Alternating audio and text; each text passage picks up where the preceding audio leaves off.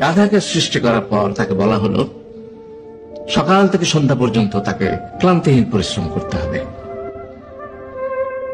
সারা জীবন তাকে পিঠে ভারী বোঝা বইতে হবে, খেতে পাবে শুধু ঘাস, আর তার মাথায় কোনো বুদ্ধি থাকবে না। তার আয়ু হবে 50 বছর। গাধা করজোড়ে সৃষ্টিকর্তাকে বলল, আমি এত বছর বাঁচতে চাই না, আমাকে 20 বছর আয়ু দেওয়া হোক। সৃষ্টিকর্তা সেটাই মঞ্জুর করলেন। কুকুরকে যখন সৃষ্টি করা হলো তখন তাকে বলা হলো যে সে হবে মানুষের সবচেয়ে বড় বন্ধু, কিন্তু সে খাবে মানুষের উচ্ছিষ্ট, এবং তার আয়ু হবে 30 বছর। কুকুর সৃষ্টিকর্তাকে বলল, আমি এত বছর বাঁচতে চাই না, আমাকে 15 বছর আয়ু দেওয়া হোক। সেটাই মঞ্জুর করা হলো। এরপর বানরকে বলা হলো, তুমি শুধু গাছের এ ডাল থেকে ও ডালে ঝুল খাবে এবং নানান রকম ফন্দি ফিকিরি করে মানুষকে আনন্দ দেবে, তোমার আয়ু হবে 20 বছর। বানর বলল, আমি 20 বছর বাঁচতে চাই না, আমাকে 10 বছর দেওয়া হোক। সেটাই মঞ্জুর করা হলো। এবার এলো পুরুষ মানুষের পালা।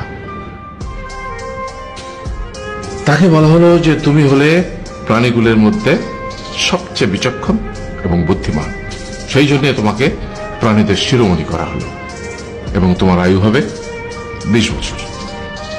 তখন পুরুষ মানুষ বলল, করজোড়ে বলল সৃষ্টিকর্তাকে যে 20 বছর আয়ু অত্যন্ত কম, হে প্রভু, আমাকে ওই গাধার সে যে 30 বছর আয়ু চায়নি সেটা আমাকে দেয়া হোক, ওই যে কুকুর 15 বছর ফিরিয়ে দিয়েছিল সেটাও আমাকে দেয়া হোক, আর যে বানর 10 বছর নেয়নি সেটাও আমাকে দেয়া হোক। 20 বছর অত্যন্ত কম, আমি দীর্ঘদিন বাঁচতে চাই। সৃষ্টিকর্তা সেটাও মঞ্জুর করলেন। তারপর কি হলো? সেই থেকে ছেলেরা পুরুষ মানুষ হিসেবে বাঁচে 20 বছর, তারপরের 30 বছর সংসারের বোঝা পিঠে করে বয়ে বেড়ায়, সেটা কার মতো? গাধার মতো। তারপরের 15 বছর সে তার ছেলে মেয়েরা যা দেয় সেই রকম ঠিক কুকুরের মতো উচ্ছিষ্ট খেয়ে বাঁচে।